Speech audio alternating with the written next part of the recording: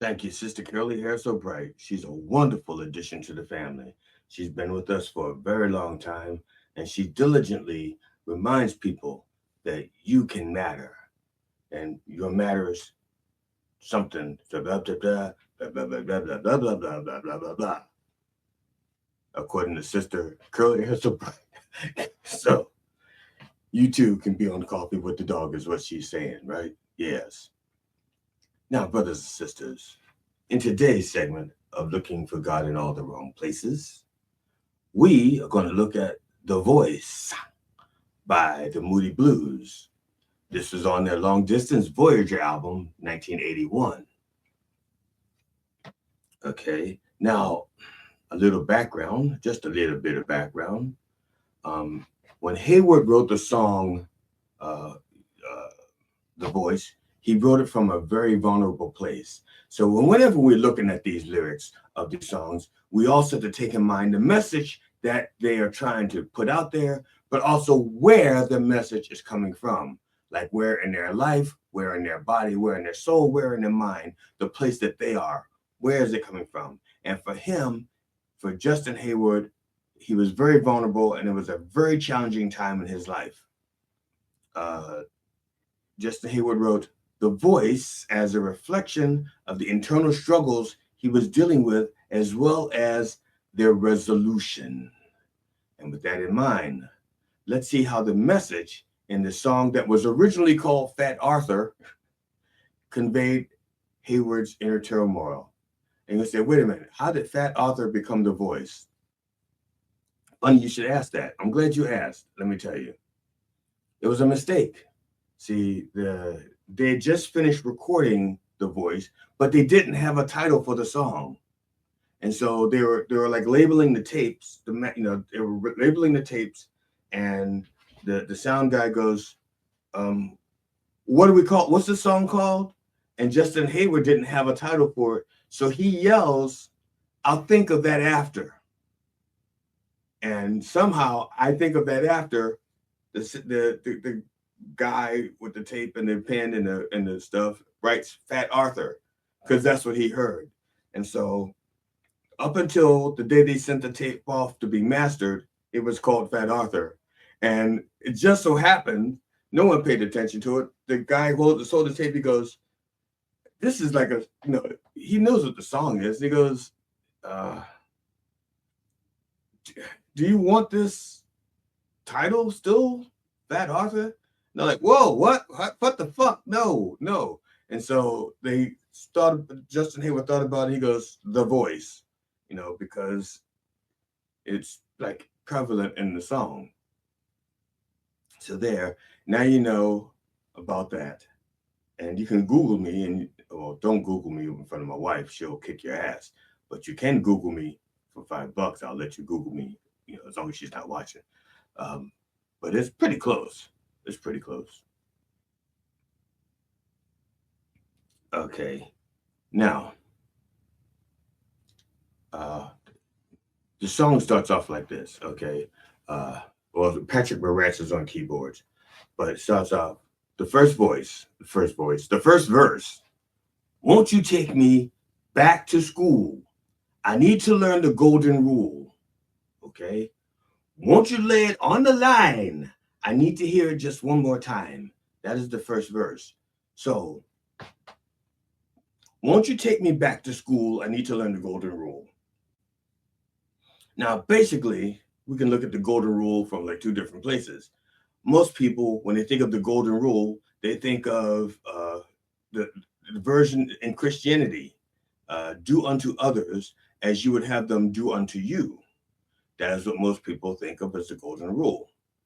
But also, in law, the golden rule states that when the language of a statute is unclear, courts should interpret it in a way that avoids absurd or untenable outcomes. And the reason why I mention both of those is because um, it says, when it says, "Won't you take me back to school?" Okay, he'd learned this, but he forgot how to practice it. Okay, and that's why I brought up both versions. do unto others as you have them do unto you, but also whatever rules you know about, whatever laws you know, interpret it. If it's not clear, interpret it in a way that's going to do the least amount of harm. Okay? Those two things. Because remember, he was also in a business. Music is a business. And this is what the source of his depression and his confusion and his vulnerability was from the music. Because their previous album didn't do well. Okay? And then their keyboard player quit, or they lost their keyboard player. They got replaced with Patrick Morantz. My God. But they lost their keyboard player. The album was not doing well. And Moody Blues they were a very talented group. But their last album didn't do well. And you're only as good as your last success in the music industry. So he was a little bit depressed. And he just lost his direction. It's like, I don't know. What am I doing here? Do I still need to be writing music? And then so he wrote this. And it says, I want you to lay it on the line. I need to hear it just one more time. Okay. Again, it's like, remind me, why am I doing this? Remind me of my rules. Remind me. Okay. Because I forgot the real reason I'm doing this. So remind me. And see, the next verse. Won't you tell me again? Can you feel it? Won't you tell me again tonight? Now, why tonight? I associate that with the quiet time. When you're at night, when your mind should be quieted down and you get to block out all the other things and you can now hear those things. Don't try to tell me all this stuff while I'm busy during the daytime. I'm too busy. I can't hear it. I can't pay attention. I know you want to tell me something, but I just can't pay attention. So wait till tonight, or when my mind is quiet, okay? When I'm thoughtful and prayer-like, or meditation-like, or in my dreams, okay? When it's quiet, then remind me. Bring it on. It continues. Each and every heart, it seems, is bounded by a world of dreams. And each and every rising sun is greeted by the lonely one. Now, it's at night, when we sleep, when we dream, the things that are truly in our heart can come to pass in that world. Okay? Those things, that's what's in our heart, they're bounded into that world of dreams.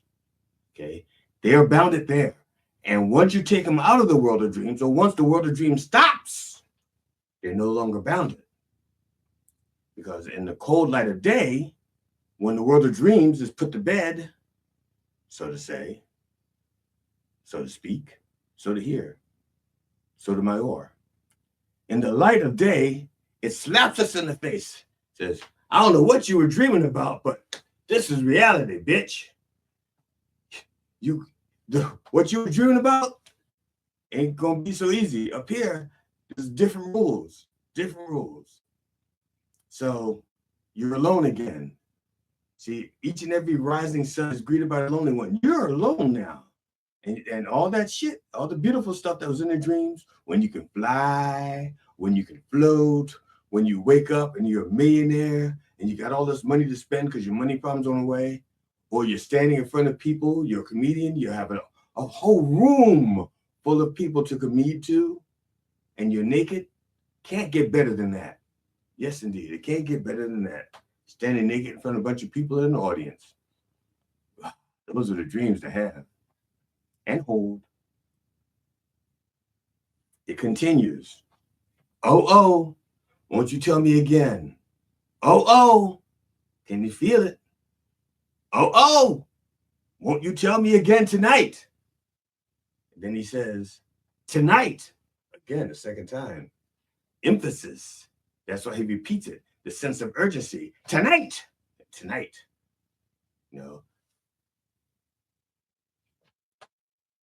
Then the next line. beautiful, beautifully written, and so troubling at the same time. It continues, cause out on the ocean of life, my love, there's so many storms we must rise above.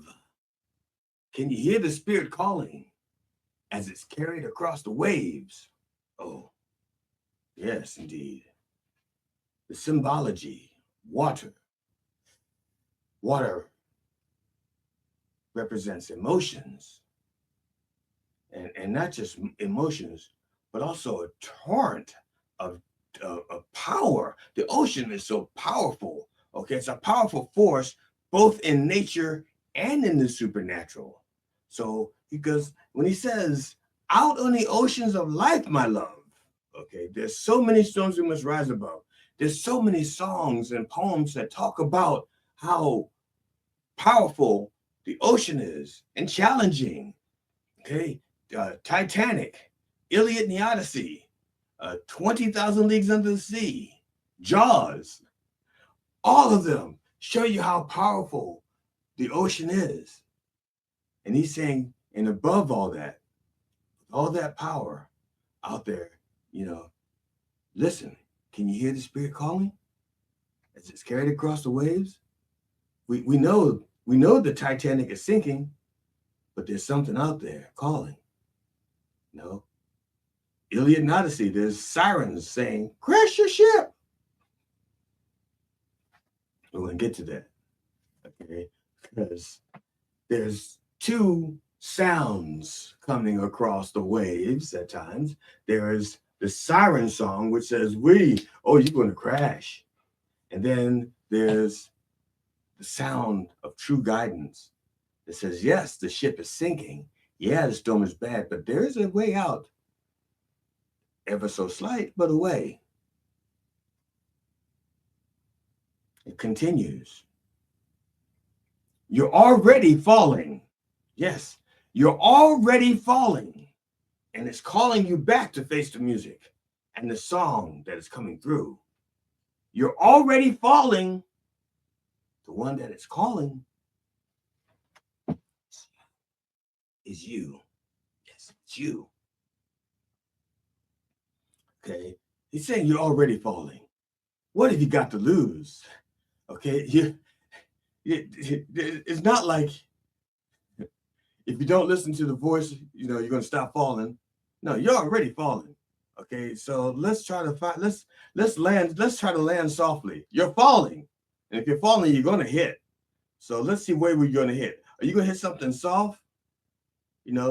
Like a plus size model, or you going to hit something hard? Like one of those little thin, skinny models, well, little bony thing. I'm aiming for the plus size model. I want to know something soft. And it's calling you back to face the music, okay?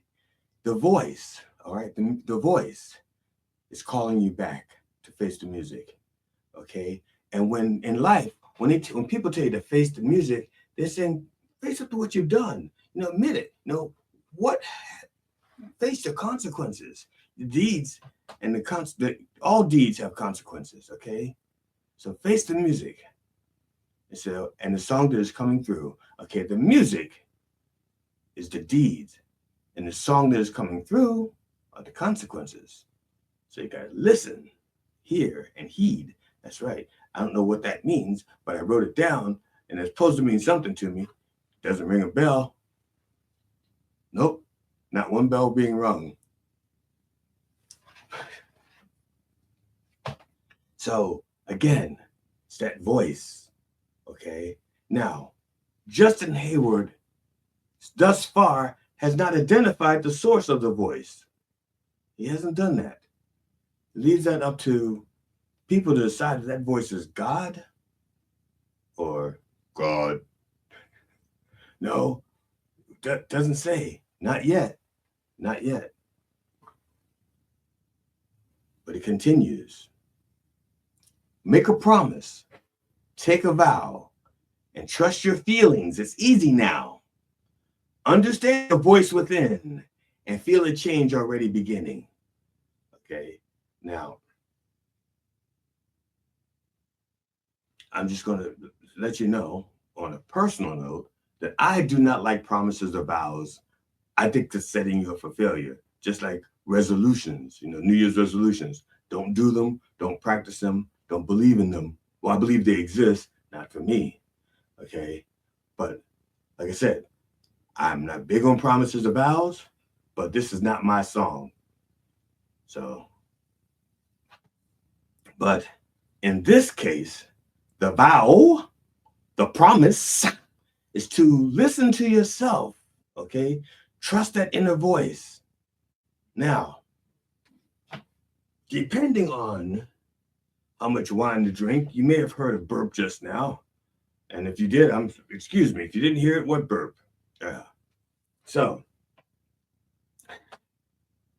sometimes, okay, now it says trust that inner voice. In some cultures, okay, that inner voice comes from like the highest chakra, the monad, okay, the God spark that's in you, okay, that in theory, that when God made all the little peoples, there's like a little God DNA sprinkled in there, okay, and that little God DNA can be like uh, hacked, okay, and it lets you hear the voice directly instead of going through somebody else to hear the voice for you.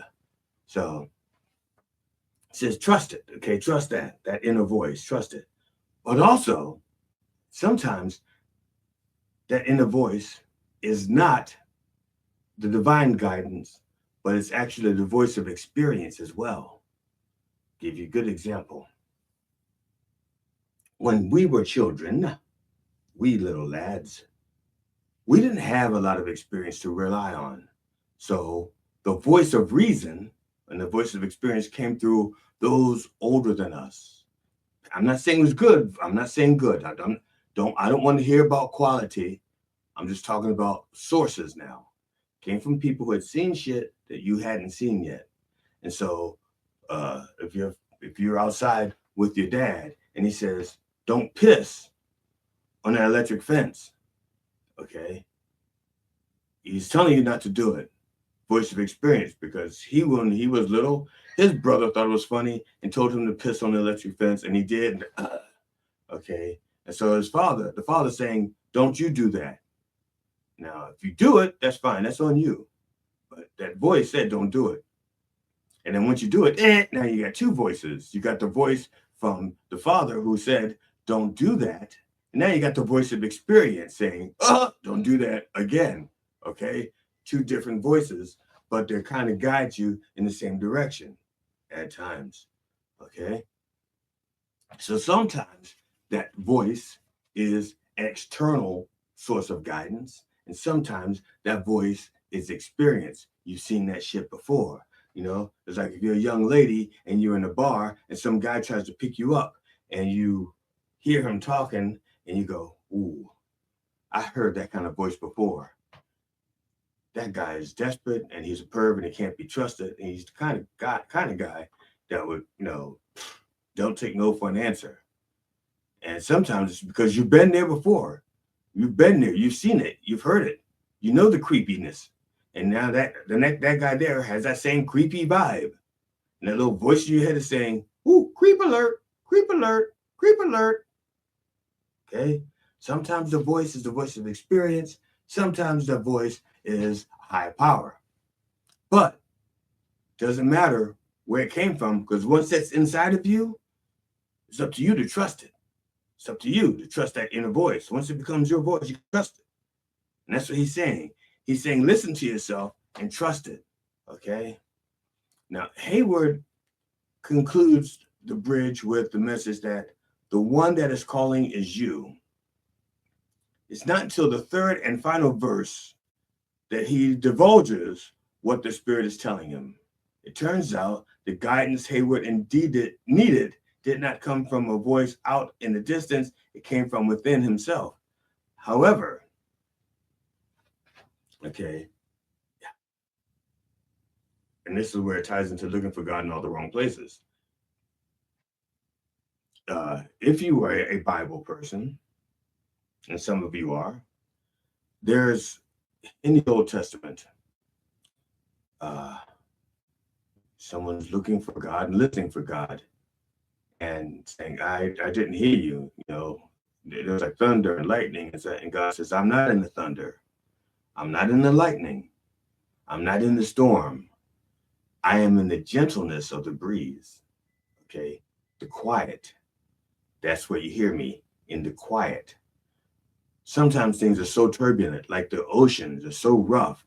The voice is out there, but you can't hear it because of the crashing of the waves and this body experiencing so much stuff. So you have to wait until it's quiet. Wait until tonight. The metaphorical tonight. I'm not saying if you're in trouble right now, you go, oh shit, I don't know what to do. I'm going to sleep on this while that train is heading this direction. No, I'm saying quiet yourself.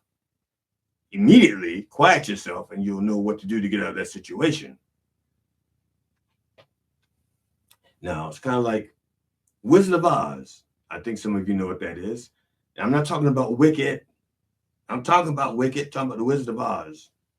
Because my wife and I gave enough to that franchise a few years ago. We went to see it on Broadway in New York. It was good. It was good. But in the Wizard of Oz, the one written by Frank Baum, Dorothy had the power to go home the whole time, but she didn't realize it because she was busy doing all these other things, you know, busy. Now, some of those things were very good things. She's trying to help the Scarecrow. She's trying to help the Lion. She's trying to help the Tin Man, and she's trying to help whoever else she's trying to help. Well, she kind of freed the monkeys, even though she wasn't trying to help the monkeys. She freed them. She wasn't really trying to help the city of Oz, but she did it when she killed the witch, you know. But that was like they didn't expect her to make it back. They didn't expect her to come back with the broom. It was like, oh, fuck. So there. She had the power to go home all the time. She just had to have it quiet. Find that quiet. So it ends. Oh, oh, won't you tell me again? Oh, oh, can you feel it? Oh, oh, won't you tell me again tonight? And then it repeats it again and adds another tonight and says, and how many words have I got to say? And how many times will it be this way? With your arms around the future and your back up against the past. On this same album is a song called 22,000. Yeah, it's called 22,000. It's by the drummer Graham Edge. And it's based on this research. He just recently learned like the average human being lives 23,927 days. A limited number of days. And he decided that, well, the first few years you're pretty much useless as a person. And your last few years, if you live long enough, you're pretty much useless as a person. So you probably got like a good 22,000 days in there. You know, so that was his assessment. I'm not saying yes, yay or nay. Okay. I'm just saying that's his assessment. But the point is that there's a limit. And he's saying don't waste them. And Justin Hayward saying the same thing. How many words have I got to say? There's a limit. At one point, you're going to have your last word. You're going to, whatever it is, before you leave this mortal coil, you're going to have your last word. And that will be the limit. However many words it was, whatever that number is, that's how many you have to say. And how many times you're going to feel that way? Well, it's up to that moment. The last time. Okay? But it says, with your arms around the future and your back up against the past. Now, you're not going to go in two directions at one time. Okay? If your arms around the future, you got to go with the future. If you lean on the past, lean on it for experience. Don't hold on to it. Okay? Just let it be a support, a place where you've learned your lessons. But now hold on to the future and go into it. Yes, I was about to make a tax joke about Intuit, but I decided not to. it finally says, "You're already falling. It's calling you to face the music and the song that is coming through. You're already falling. The one that is calling is you." Okay, and then it goes back. Goes back. It says, "Each and every heart it seems is bounded by a world of dreams, and each and every rising sun is greeted by a lonely one." Okay, we've already gone through that. We know what that means. And it says, "Won't you tell me again? Oh, oh, can you feel it? Oh, oh, won't you tell me again tonight? Tonight." Now, between the changes occurring, the song ends. "Won't you tell me again tonight?" When it's quiet. Now, between the changes occurring both within and outside of the Moody Blues, Hayward felt disoriented. And this is how he went about expressing those feelings. A lot of this I referenced from the footnotes of the book, The Story of Long Distance Voyagers, The Story of the Moody Blues, Volume 2, 1980 to 2018. Okay, and in that book, Hayward wrote, "I didn't feel I had a lot of things in common with a lot of things that were going on around me. I felt apart from it." And he says, "I was kind of expressing those insecurities." So, brothers and sisters, I thank you. That is our conclusion of our examination of The Voice by the Moody Blues. Do not know what we're looking at next week.